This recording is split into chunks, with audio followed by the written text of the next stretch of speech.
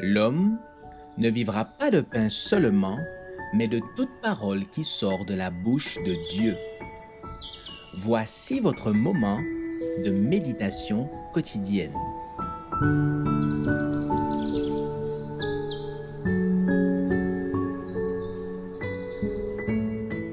Avec Dieu chaque jour.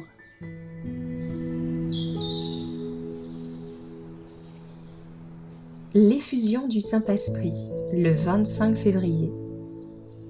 Tout à coup, il vint du ciel un bruit comme celui d'un vent impétueux, et il remplit toute la maison où ils étaient assis. Et ils furent tous remplis du Saint-Esprit. Acte 2, versets 2 à 4. L'Esprit descendit sur les disciples, qui attendaient dans la prière, avec une si grande puissance qu'il atteignit le cœur de chacun. Celui qui est infini se révélait avec puissance à son Église. C'était comme si, pendant des siècles, cette force avait été contenue. Maintenant, le ciel se plaisait à déverser sur les croyants les richesses de la grâce de l'Esprit. L'effusion de l'Esprit, au jour des apôtres, était la pluie de la première saison, dont les résultats furent glorieux. Mais la pluie de l'arrière-saison sera beaucoup plus abondante. Ainsi, jusqu'à la fin des temps, la présence de l'Esprit demeurera dans la véritable Église.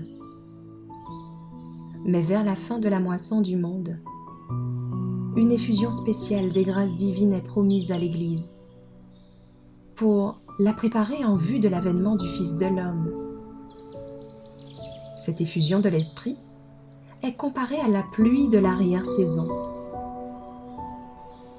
C'est pour l'obtenir que les chrétiens doivent adresser leur requête au Maître de la moisson et demander à l'Éternel la pluie de printemps. L'Éternel produira des éclairs et il vous enverra une abondante pluie. Seuls ceux qui renouvellent constamment leur provision de grâce obtiendront une puissance proportionnée à leurs besoins quotidiens et à leurs possibilités.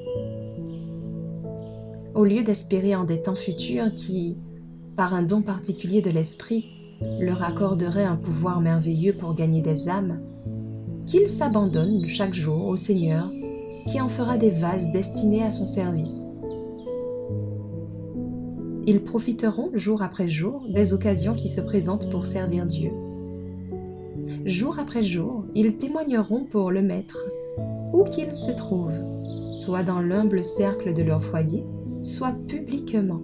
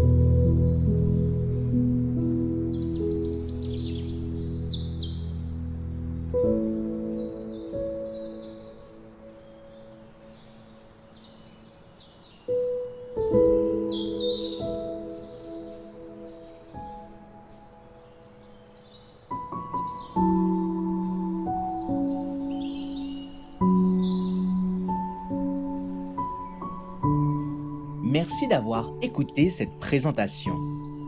Assurez-vous de nous rejoindre demain pour votre moment de méditation quotidienne avec lereste.org.